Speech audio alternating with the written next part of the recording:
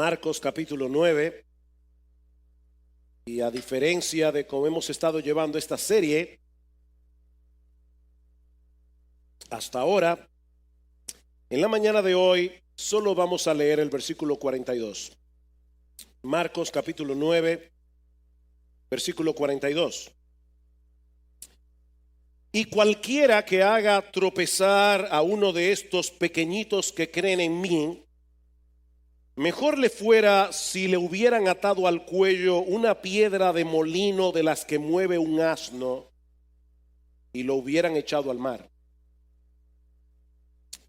Vamos a orar una vez más. Padre, este es un pasaje sobrio de tu palabra. Es una advertencia muy solemne de parte del Señor. Y nosotros queremos que tú prepares nuestros corazones para recibir esta palabra con mansedumbre. Que tú quites de nosotros cualquier prejuicio, cualquier anhelo de autojustificación.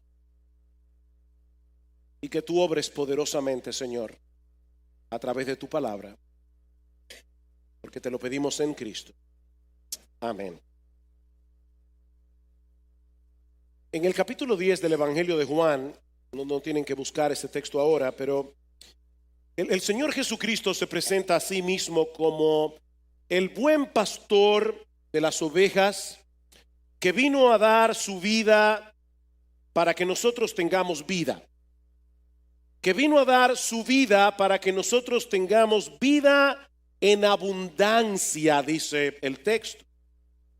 Y esa palabra significa literalmente excepcional, o si quieren ponerlo de otra manera, mejor de lo que yo esperaba. La vida que Cristo nos ofrece en el Evangelio no es meramente una especie de póliza de seguro que nos garantiza que iremos al cielo después de la muerte. No, Él vino a satisfacer aquí y ahora nuestras necesidades más urgentes y los anhelos más profundos de nuestras almas. Cristo vino a libertarnos de la esclavitud del pecado. Él vino a reconciliarnos con Dios. Él vino a dar sentido, propósito, trascendencia, significado a nuestra vida. Él vino a darnos seguridad, consuelo, gozo, esperanza, contentamiento. Él dio su vida en una cruz para que nosotros pudiéramos experimentar esa clase de vida. Por supuesto, además está decir que eso no quiere decir, valga la redundancia, que los cristianos estén ajenos a los inconvenientes de vivir en un mundo dañado por el pecado. Nosotros no estamos diciendo que los creyentes deben ir por la vida cantando because I'm happy, nada de eso. La vida cristiana de este lado de la eternidad es perfectamente compatible con el dolor, con la tristeza que nosotros experimentamos en este cuerpo de muerte, porque todavía nosotros no hemos llegado al lugar final de nuestro reposo. Mis hermanos, hay un solo cielo y no se encuentra aquí. De manera que experimentar la vida abundante que Cristo vino a ofrecer no significa que los cristianos vivimos en una especie de nirvana espiritual, ajenos a las luchas y angustias que son comunes a todos los hombres. Nosotros podemos tener gozo, contentamiento, esperanza en medio del dolor y de la aflicción. Porque sabemos que tenemos un Padre en los cielos que cuida de nosotros. Sabemos que todas las cosas que Él decreta son para su gloria y son para el bien de nuestras almas. Sin embargo, y siendo bien honestos en esta mañana, debemos reconocer, mis hermanos, con tristeza, que hay muchas personas que profesan ser cristianas y no parecen estar disfrutando de esa vida abundante de la que habla el Señor en Juan capítulo 10. De hecho, más bien dan la impresión de que su cristianismo es una carga difícil, es una carga pesada, y nos preguntamos ¿por qué? ¿Por qué? ¿Cuál es el problema de este tipo de personas? Bueno, yo creo que no podemos dar una respuesta simplista a esta pregunta porque no todos los casos caen en la misma categoría. Pero al menos yo creo que podemos decir en sentido general que esto suele suceder por una de dos cosas. Por un lado, porque es posible que algunos que profesen ser cristianos en realidad no sean creyentes. Son como esa higuera de la que va a hablar Marcos más adelante en su evangelio, que tenía muchas hojas, recuerdan, pero no tenía ningún fruto. Profesan ser cristianos, pero es una mera fachada sin sustancia. No tienen una relación real, vital, deleitosa con el Señor Jesucristo. Eso es probable. Pero también es probable que algunos cristianos verdaderos hayan perdido el foco de lo que significa seguir a Cristo y estén atravesando en este momento por una especie de invierno espiritual. Y lo triste es que algunos están allí y ni cuenta se dan. Y yo les ruego al Señor de verdad que despierte conciencia en esta mañana. Son creyentes que continúan haciendo básicamente las mismas cosas que han estado haciendo desde que se convirtieron al Señor, pero están funcionando en piloto automático, por decirlo de alguna manera. Ese era el problema de la iglesia en Éfeso, a la que el Señor le envía una de sus cartas en Apocalipsis capítulo 2. Él les dice claramente: ustedes están haciendo las mismas cosas de siempre. Sin embargo, yo tengo un problema con ustedes. Ustedes han perdido su primer amor. Ustedes están haciendo lo mismo, pero lo están haciendo con piloto automático. Son creyentes que se han dejado arrastrar por la inercia de sus corazones. Mis hermanos, nuestro corazón, mientras estemos de este lado de la eternidad, tiende hacia las cosas de este mundo, porque el pecado todavía mora en nosotros. Y eso incluye un montón de cosas que no son malas en sí mismas, pero que si se dejan sin freno, tarde o temprano van a desplazar al Señor del centro de nuestra vida y se van a convertir en un ídolo. Este tipo de personas suele tener un serio problema existencial. Un serio problema existencial. Porque ellos no pueden disfrutar plenamente de las cosas del mundo porque sus conciencias no se lo permiten. Son creyentes, tienen al Espíritu Santo y el Espíritu los anhela celosamente, así que no pueden disfrutar plenamente de las cosas de este mundo como lo disfrutaban antes cuando no eran creyentes, pero tampoco disfrutan plenamente de su vida cristiana, porque se han dejado absorber de tal manera por las cosas de este mundo, sean legítimas o no, que están languideciendo espiritualmente. Ellos están así como en una especie de tierra de nadie. Ellos viven como en un limbo espiritual. Son cristianos insípidos que van por la vida profesando a Cristo y dando pena al mismo tiempo. Profesando a Cristo y dando pena. Y la pregunta que debemos hacernos hoy es: ¿cuál es el remedio para este tipo de casos? Bueno, yo creo que el remedio es volver a poner en perspectiva lo que significa seguir a Cristo. Y en dependencia del Espíritu Santo, dar media vuelta de regreso a su primer amor. Yo recuerdo cuando mis hermanos y yo nos bautizamos hace 38 años atrás, que en la pila del bautismo nos pidieron que cantáramos un corito que estaba muy de moda en esa época y que los hermanos más viejos de nuestra congregación seguramente recordarán. He decidido seguir a Cristo, no vuelvo atrás, no vuelvo atrás. El mundo atrás, Cristo delante, el mundo atrás. No vuelvo atrás, no vuelvo atrás. Y hermanos, eso es lo que yo quiero que ocurra en esta mañana al comenzar a exponer este pasaje del Evangelio de Marcos. Y a propósito, yo he titulado este mensaje Mero Cristianismo. Porque lo que Jesús nos presenta en este pasaje, en los versículos 42 al 50, no es el retrato de un super cristiano que pertenece a una élite especial a la que muy pocos tienen acceso en la iglesia. No, hermanos. Lo que Jesús está describiendo allí es lo que todo verdadero creyente debería estar experimentando en su vida. Esto es mero cristianismo. Mis hermanos, el llamado de Cristo a todos los que quieran seguirle a Él es arrepentirse y creer. Y lo que nosotros tenemos en este pasaje es un llamado a creyentes al arrepentimiento y a la fe. Dice, el arrepentimiento es volverte de una vida de pecado, de una vida centrada en ti mismo, siguiendo tu propia voluntad, buscando tu propia gloria, para volverte a Dios y caminar en pos de Él, confiando únicamente en Cristo. Mi amigo que estás aquí en esta mañana, es importante que tú sepas que venir a ser cristiano no es como hacerse miembro de un club social. Y ahora en adelante voy a tratar de seguir las reglas y regularmente voy a pagar mis cuotas de membresía. Voy a venir a la iglesia todas las semanas, voy a leer mi Biblia, voy a dar gracias por los alimentos. No, es darte cuenta de que toda tu vida has estado caminando por un sendero equivocado, porque has vivido de espaldas a Dios y has estado caminando hacia el pecado.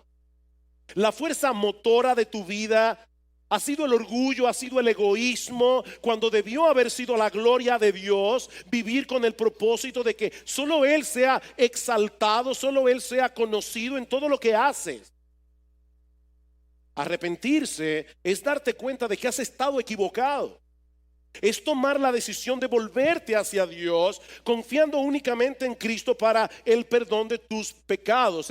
Es decidir renunciar a tu orgullo, renunciar a tu egoísmo para vivir para Él. Es levantar una bandera blanca de rendición hacia Dios y al mismo tiempo declararle la guerra al pecado. Eso es arrepentirse. Pero hay un detalle que todos los cristianos tienen que tomar en cuenta si desean seguir progresando hacia la madurez. Y es que aunque hay un momento particular en que todo verdadero creyente toma esa decisión de comenzar a seguir a Cristo, esto es algo que nosotros debemos hacer a lo largo de toda nuestra vida. Lo que estoy diciendo, mis amadísimos hermanos, es que la vida cristiana práctica es una vida de arrepentimiento y fe. Es una vida de arrepentimiento y fe. Y eso es básicamente lo que Marcos nos presenta en este tema. Mi intención original era predicar todo este pasaje en la mañana de hoy, pero yo he aprendido con el paso de los años que los mensajes tienen vida propia. Así que mientras seguía trabajando con el versículo 42, pronto me di cuenta que no iba a poder avanzar más allá de este versículo. Así que la semana que viene veremos Mero Cristianismo parte 2. Hay tres aspectos aquí de lo que significa ser cristiano. Hoy veremos solamente uno. El primero, que es un amor radical que procura el bienestar espiritual de los demás sin importar el precio que tú tengas que pagar por eso. Eso es lo que significa la vida cristiana práctica. Vean una vez más el versículo 42. Cualquiera que haga tropezar a uno de estos pequeñitos que creen en mí, mejor le fuera si le hubieran atado al cuello una piedra de molino de la que mueve un asno y lo hubieran echado al mar. Como tenemos varias semanas estudiando esta porción del Evangelio de Marcos, quiero recordarles que este pasaje se encuentra en medio de una larga conversación en la que Jesús está lidiando con el orgullo, con el corazón orgulloso de sus discípulos. Ustedes recuerdan que unos versículos atrás los apóstoles habían estado discutiendo entre ellos quién era el más importante del grupo. Y en el versículo anterior al que estamos estudiando ahora, los versículos anteriores, Juan le confiesa al Señor, acaba de confesarle al Señor que ellos se habían topado en el camino con una persona que en el nombre de Cristo estaba echando fuera demonios, y dice que ellos se lo prohibieron. ¿Y cuál fue la razón de la prohibición? Que ellos no eran parte del club, ellos no eran parte del grupo. Y es en ese contexto que surge la advertencia del Señor en el versículo 42 que acabamos de leer. Porque el mismo principio pecaminoso que produce rivalidad y envidia ministerial es el mismo principio que produce los tropiezos. Cristo sigue hablando exactamente de lo mismo. Está tratando con el corazón orgulloso de los discípulos. Ahora, hermanos, ¿a qué se refiere Jesús cuando habla de los tropiezos en este pasaje? Es una palabra que aparece varias veces en el Nuevo Testamento. Y la idea que comunica es la de hacer o decir cualquier cosa que ponga impedimentos a la conversión de un incrédulo o que ponga impedimentos a la santificación y crecimiento de un creyente. Eso es poner tropiezo. Es estorbar el camino de alguien para que llegue a ser cristiano, o es estorbar el camino de un cristiano para que sea cada vez más semejante a Cristo. O sea, para impedir que sea cada vez más semejante a Cristo. En 1 Corintios capítulo 10 versículo 32, y hablando de manera particular del uso de cosas que son legítimas, pero que pueden llegar a ser un estorbo si se usan de una forma descuidada, Pablo dice a los hermanos en Corinto: no seáis motivo de tropiezo, ni a judíos, ni a griegos, ni a la iglesia de Dios. No sean tropiezo a nadie, ni a los judíos incrédulos, ni a los gentiles incrédulos, ni a los creyentes. Debemos ser muy cuidadosos en lo que hacemos, para evitar en la medida de lo posible que alguien sea dañado con nuestra conducta, que alguien sea dañado con nuestras palabras, con nuestros comentarios, que alguien sea dañado con nuestro ejemplo, aún en el manejo de cosas que son legítimas, de cosas que no son pecaminosas en sí mismas. Debemos evitar a toda costa que debido a nuestro ejemplo no vayamos dejando escombros detrás de nosotros que hagan más difícil que otros puedan venir a Cristo. Eso es lo que Pablo está diciendo. No dejes escombros en el camino, o que otros que ya están en Cristo puedan seguir avanzando hacia la madurez. Y noten, mis hermanos, que la advertencia de Jesús en este pasaje va dirigida a todo el mundo, creyentes o incrédulos. Jesús dice: cualquiera que haga tropezar, cualquiera que haga tropezar. ¿Y saben lo que significa la palabra griega? Literalmente, cualquiera significa cualquiera. Es cualquiera, sea creyente o sea inconverso. Esto es una advertencia para todo el mundo. Cuidado con el que haga tropezar a otro creyente.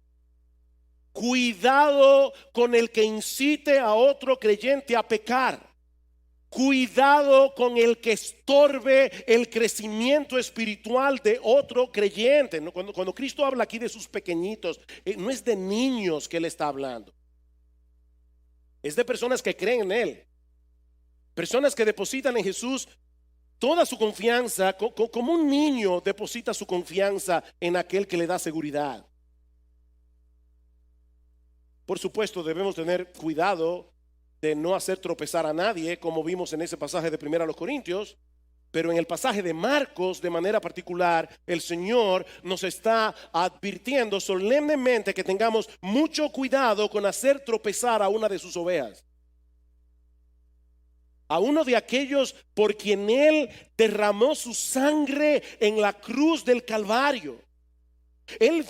Jesús vino a morir en una cruz para darle vida abundante a esas personas, esa vida abundante de la que hablábamos en la introducción. Y mis hermanos, es aterrador. Y créanme, una vez más, yo sé que yo digo eso mucho, pero no estoy usando las palabras por usar palabras porque suenan impactantes. No, es porque son palabras que comunican lo que yo quiero comunicar. Es aterrador pensar que cualquiera de nosotros podamos estar trabajando en contra de Jesús. Él dejó su trono de gloria, dio su vida en una cruz, murió en la cruz del Calvario para hacer algo Y tú y yo estamos trabajando en su contra. Tú y yo estamos aunándonos con el diablo para hacer una obra exactamente contraria a la obra que Jesús vino a hacer. Es aterrador pensar que nosotros estamos dejando escombros en el camino para hacer más difícil que otros creyentes puedan avanzar. Esto es algo tan terrible a los ojos de Dios que Cristo dice aquí que fuera mejor para esa persona si antes de haber llegado a hacer eso se le hubiera atado en el cuello una piedra de molino de la que mueve un asno y haber sido arrojado en lo profundo del mar. Así de serio es esto. En los días del Señor, los molinos tenían dos piedras circulares para triturar el grano. La piedra de arriba tenía un hueco en medio y giraba sobre la piedra de abajo empujada por un burro. Era una piedra inmensamente grande que podía llegar a pesar hasta 1,5 toneladas. No estamos hablando de cualquier cosa. Y lo que el Señor está diciendo aquí es que hacer tropezar a otro es un pecado tan grave que hubiera sido mejor para esa persona haber muerto previamente de una muerte tan horrible como esa antes de llegar a cometer una acción tan detestable y aborrecible a los ojos de Dios. Mira, hubiera sido mejor que te pusieran 2 botas de cemento y te hubieran arrojado en lo profundo del mar. Y noten que él no dice que esa persona debió haberse colocado una piedra de molino en el cuello y haberse arrojado él mismo. Eso sería suicidio. No, el Señor no está promoviendo el suicidio. Lo que Jesús está diciendo aquí es que hubiera sido mejor para esa persona que lo hubieran arrojado en el fondo del mar con una piedra de molino en el cuello. Este era un castigo que los romanos reservaban para sus peores enemigos. Era un castigo bárbaro. Y el Señor dice que sería mejor padecer esa clase de castigo antes que sufrir el castigo de Dios por haber hecho caer en pecado a alguno de sus hijos o haber entorpecido su crecimiento espiritual. Repito, hermanos, esto es serio. Este es el tipo de advertencia que nadie debe tomar a la ligera. Y lo que sorprende de este texto es que el Señor está haciendo esta advertencia, no lo olviden, a sus propios discípulos. A sus propios discípulos. Vean una vez más los versículos 35 al 37 que estudiamos la semana pasada, cuando ellos estaban discutiendo quién de nosotros es el mayor. Sentándose, llamó a los 12 y les dijo: si alguno desea ser el primero, será el último de todos y el servidor de todos. Y tomando a un niño lo puso en medio de ellos, y tomándolo en su brazo les dijo: el que reciba a un niño como este en mi nombre, a mí me recibe. El que me recibe a mí, no me recibe a mí, sino al que me envió. El Señor está tratando con el orgullo que se estaba manifestando en la relación entre ellos. Y les dice que el camino para llegar a ser grande en el reino de Dios, ¿saben cuál es? Ocupar el último lugar y servir a todo el mundo. Ese es el camino para llegar a ser grande. O si quieren ponerlo de otro modo, es un camino de humildad que se manifiesta en servir a otros simplemente porque son de Cristo. Lo que el Señor quiere hacerle ver a sus discípulos es que debido a la relación que nosotros tenemos con Él, estamos unidos a Él. El que le sirve a uno de los suyos por ser uno de los suyos, en realidad le está sirviendo a Cristo. Le está sirviendo a Cristo. Todo cristiano que recibe a otro cristiano y le sirve, está recibiendo y está sirviendo a Cristo, porque Él vive en nosotros. No podemos aislar a Cristo de los cristianos. Es lo mismo que nosotros vemos en esa escena que nos presenta Jesús del día del juicio en Mateo capítulo 25. ¿Recuerdan cómo Él va a llamar a los justos y les va a decir: entren al reino preparado por vuestro padre, porque tuve hambre y me diste de comer, tuve sed y me diste de beber, todo lo demás. Y los justos le dirán: Señor, ¿y cuándo nosotros te hicimos todo eso? Y dice: respondiendo el rey les dirá: en verdad os digo que en cuanto lo hicisteis a uno de estos hermanos míos, aún a los más pequeños, a mí me lo hiciste. A mí me lo hiciste. Pero hermanos, esto también funciona a la inversa.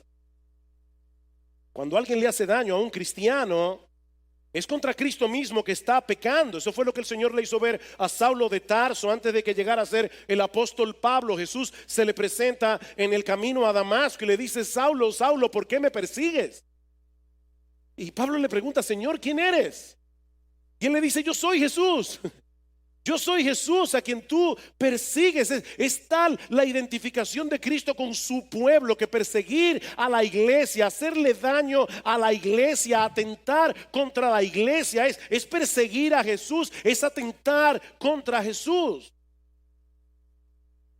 De manera que cuando un creyente le pone tropiezo a otro creyente, está cometiendo un pecado contra Cristo mismo de enormes proporciones. Y hermanos, hay muchas maneras de hacer eso. Hay muchas maneras de hacer eso. La más obvia de todos es incitar a otros a pecar contra Dios, a violar los 10 mandamientos, ya sea con nuestro ejemplo, ya sea con nuestras palabras. Un novio que seduce a su novia o viceversa para que tengan una relación impura antes del matrimonio, ya sea que lleguen o no a tener relaciones sexuales, se están convirtiendo en una piedra de tropiezo para el otro. Un creyente que invita a otro a ver una película que no debe ver o a visitar un lugar que no deben visitar, sobre todo si es alguien nuevo en la fe, lo están haciendo tropezar. Una creyente que no tiene en cuenta la modestia en el vestir, que usa ropa sensual, ropa provocativa, que deja ver más de lo que una mujer piadosa y temerosa de Dios debería dejar ver, es una piedra de tropiezo. Cuando usamos nuestra libertad descuidadamente, nuestra libertad sin tomar en cuenta el impacto que eso puede tener en la vida espiritual de otros creyentes, estamos siendo piedra de tropiezo. Pablo pone el ejemplo del vino en Romanos capítulo 14. Habían hermanos que venían de un trasfondo pagano donde el alcohol era un problema. Y sí, la Biblia no prohíbe el uso del vino, pero cuando un creyente en el uso de su libertad no tiene en cuenta que puede tener delante de él una persona que puede tropezar, que puede ser movida a su antiguo estilo de vida y no le importa, está siendo piedra de tropiezo. Pablo dice: si yo tengo que, por amor a Cristo y por amor a los hermanos, dejar de comer carne y dejar de beber vino para el resto de mi vida, no hay problema. Cuando hacemos comentarios que pueden desanimar a otros creyentes en su lucha en pos de la santidad o en su deseo de hacer las cosas como dice la Escritura, le estamos poniendo una piedra de tropiezo. Y aquí tenemos a un padre tratando de criar a sus hijos en la disciplina y amonestación del Señor, no abusando de ellos, pero sí aplicando la vara de la corrección cuando es necesaria. Y aquí tenemos a otros padres con más tiempo en la iglesia, supuestamente con más madurez, diciéndoles que eso no es tan así, que deben tomar en cuenta algunos de esos conceptos de los expertos en psicología, aún por encima de la enseñanza del libro de Proverbios. Esos padres están dejando escombros detrás, dificultando el camino de estos otros padres que desean hacer las cosas bien. Cuando chismeamos en contra de otros hermanos, estamos provocando de ese modo que algunos creyentes se aíslen de su iglesia, se aíslen de sus líderes y se vuelvan cínicos y se vuelvan hipercríticos. Estamos siendo piedra de tropiezo. Cuando promovemos la mundanalidad en la iglesia, estamos siendo piedra de tropiezo. Y para ser más concreto, mi hermano, cuando tu estilo de vida, cuando el uso de tu tiempo, cuando el uso de tus recursos, la forma como te entretienes, promueven los valores del mundo que son ajenos y contrarios a la piedad, que son ajenos y contrarios al temor de Dios, que no promueven una vida cada vez más semejante a Jesús. Eso es mundanalidad. Y cuando tú vives así, tú estás promoviendo la mundanalidad en la iglesia. Cuando nuestra falta de compromiso con la iglesia y con los hermanos estimula a otros a tener esa misma falta de compromiso, estamos siendo tropiezo. Mis hermanos, podríamos poner un montón de ejemplos, pero yo creo que estos son suficientes para entender cuál es la advertencia que el Señor nos está dando aquí. Ahora, ¿cómo aplicamos esta advertencia de Jesús al caso de un creyente que hace tropezar a otro creyente?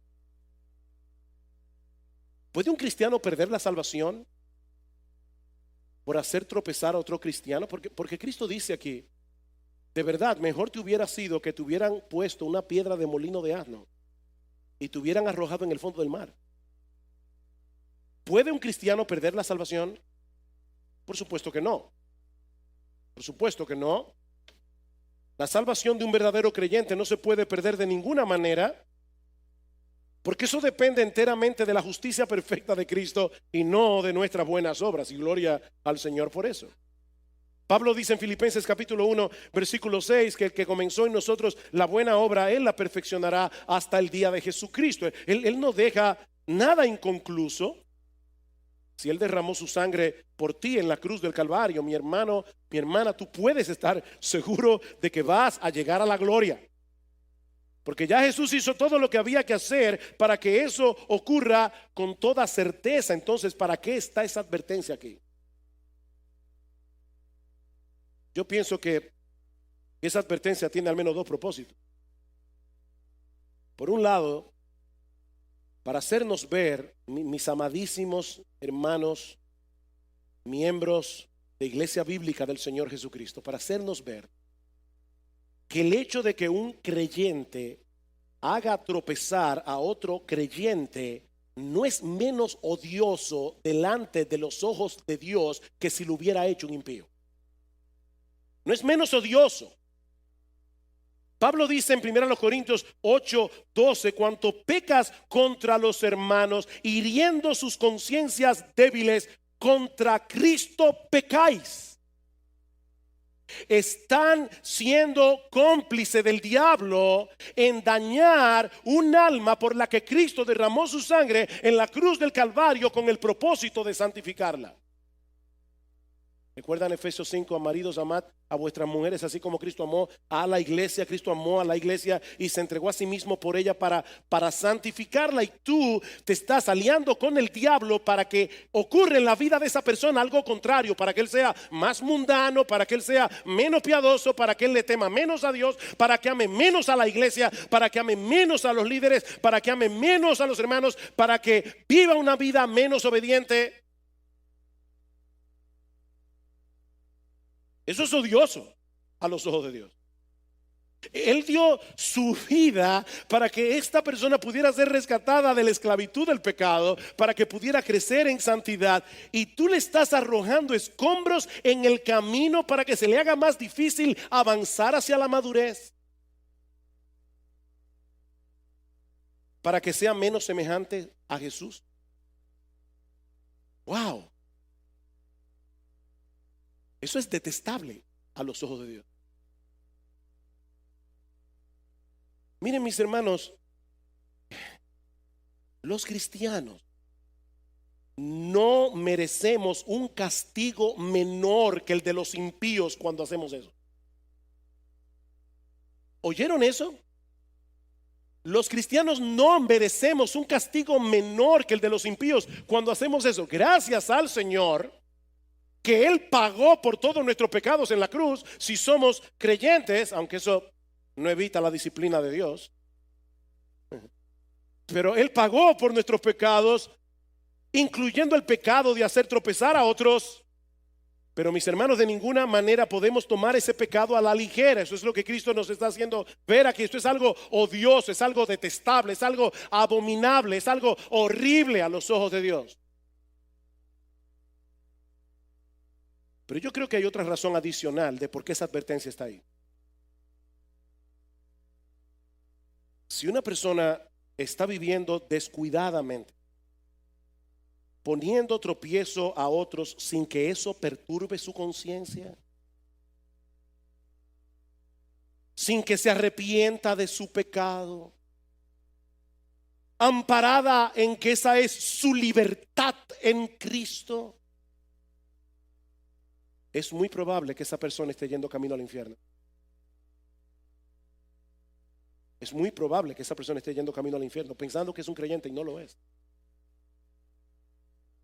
Escuchen lo que sigue diciendo el Señor en los versículos 43 al 48 que vamos a estudiar la semana que viene. Él dice a sus apóstoles: mira, si tu mano te es ocasión de caer o de pecar, córtala.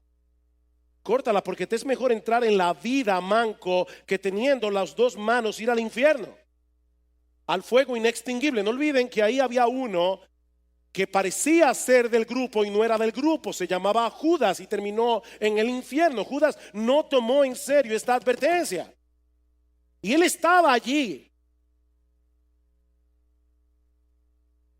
Si tu pie te es ocasión de pecar, córtalo. Te es mejor entrar cojo a la vida que teniendo los dos pies ser echado al infierno, donde el gusano de ellos no muere y el fuego no se apaga. Si tu ojo te es ocasión de pecar, sácalo, porque te es mejor entrar al reino de Dios con un solo ojo que teniendo dos ojos ser echado al infierno. Lo que Jesús está diciendo aquí es: la vida eterna, el reino de los cielos es tan valioso que vale la pena dejar fuera, echar fuera las cosas más valiosas que nosotros tenemos.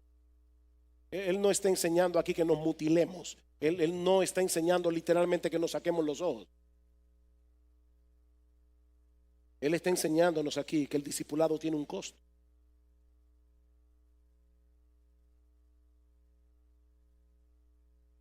Sabemos que la salvación es únicamente por gracia, por medio de la fe.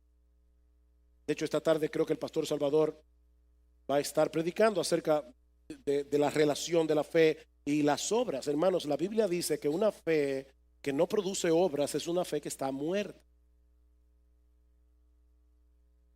Y de las obras que produce la fe, la más evidente es el amor a los hermanos. Porque tú puedes decir que tú amas a Dios, pero como Dios no se ve, es muy fácil decir eso. La prueba más evidente de que tú amas a Dios es que tú amas a los hermanos. Primera de Juan capítulo 3. Nosotros sabemos que hemos pasado de muerte a vida en que amamos a los hermanos. El que no ama a su hermano permanece en muerte. En esto hemos conocido el amor, en que Él puso su vida por nosotros. También nosotros debemos poner nuestras vidas por los hermanos. Es un amor radical.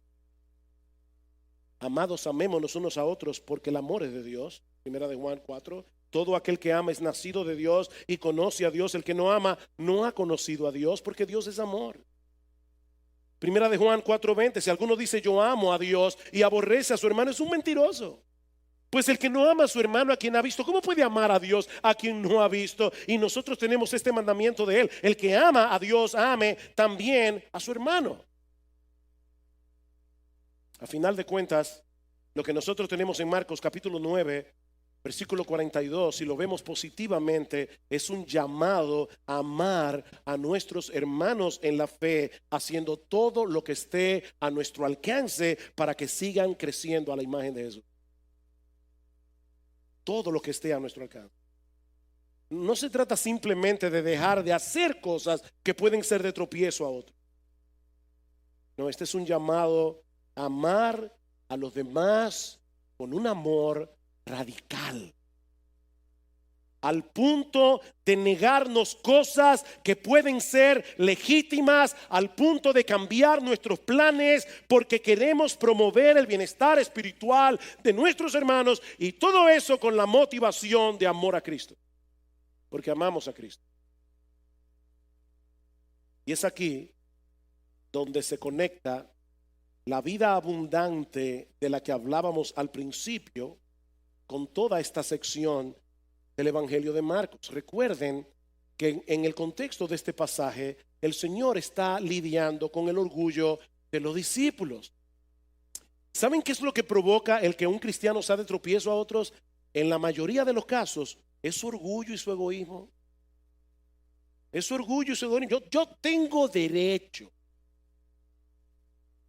a hacer esto o aquello. Es mi libertad,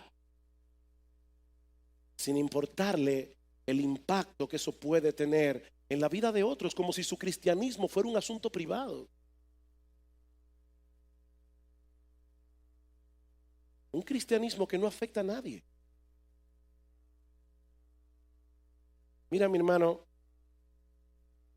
mientras más te dejes absorber por ese patrón de vida independiente y egocéntrico, en esa misma medida vas a languidecer espiritualmente. Estás manifestando un preocupante decaimiento en tu amor a Cristo, que se está manifestando en tu falta de amor y de interés por el bienestar de tus hermanos. Pero es amor a Cristo, es tu amor a Cristo lo que ha decaído. Yo quiero ser bien concreto hoy en la mañana. En el mes de agosto vamos a estar celebrando esta conferencia que hemos anunciado, Sanados por la Palabra. Ya decíamos que el deseo de los pastores es ayudar a los miembros de esta iglesia y obviamente de otras iglesias para que puedan tratar mejor con su propio corazón y estar mejor equipados para tratar con el corazón de otros, para servir a otros. Déjame hacerte una pregunta. ¿Cuál es tu reacción cuando se llevan a cabo este tipo de eventos? ¿Cuál es tu reacción? Mi punto no es ahora mismo si tú vas a participar o no de la conferencia. Yo sé que hay factores que pueden impedir que alguien asista a la conferencia, factores que espero que realmente sean de fuerza mayor. Pero lo que yo estoy tratando de hacer ahora mismo es ayudarte a examinar tu corazón. Es ayudarte a examinar tu corazón. Mi pregunta a ti a la luz de esta conferencia es esta. Tú deseas, de verdad, mi hermano, delante de Dios, tú deseas estar mejor equipado bíblicamente para servir a tus hermanos en la fe. Tú deseas eso en lo profundo de tu corazón. O estas cosas son indiferentes para ti, o lo que es 1000 veces peor, ¿acaso tú has llegado a creer que estás tan bien equipado que ya tú no necesitas aprender nada más? Tu problema es peor entonces de lo que yo pensaba. Tu problema es peor. Mi amado hermano, mi deseo, Dios lo sabe, mi deseo, mi anhelo para los miembros de Iglesia Bíblica del Señor Jesucristo es que todos los que pertenecen a esta iglesia puedan experimentar esa vida abundante de la que Cristo habla en Juan capítulo 10. Que no tengamos una vida incolora, una vida insípida. Cristo le dice a la mujer samaritana: mujer, el que beba de esa agua volverá a tener sed, pero el que beba del agua que yo le daré no tendrá sed jamás. Será en él una fuente de agua que salte para vida eterna. Mis hermanos, Cristo no derramó su sangre en la cruz del Calvario para que tengamos una vida monástica, insípida y aburrida. Él nos invita a luchar contra ese espíritu orgulloso, contra ese espíritu independiente, con ese espíritu egocéntrico, para que podamos beber abundantemente del agua de vida que Él ofrece a los suyos.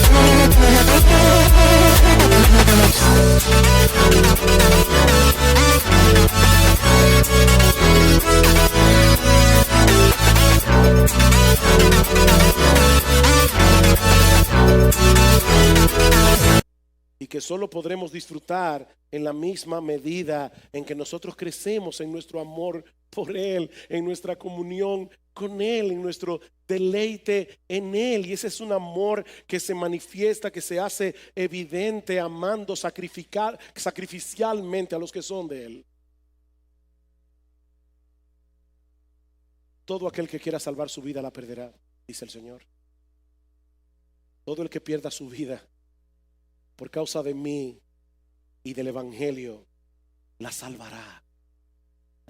Este es un negocio redondo.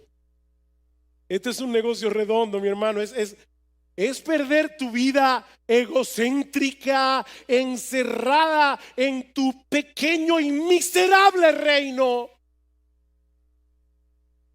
para ganar a cambio la abundancia inagotable de conocer a Jesús, para ganar en cambio la abundancia inagotable de tener comunión con Él, una dulce, íntima, tierna comunión con Él, un romance con Él, en la medida en que nos entregamos a amar a aquellos que son amados por Él.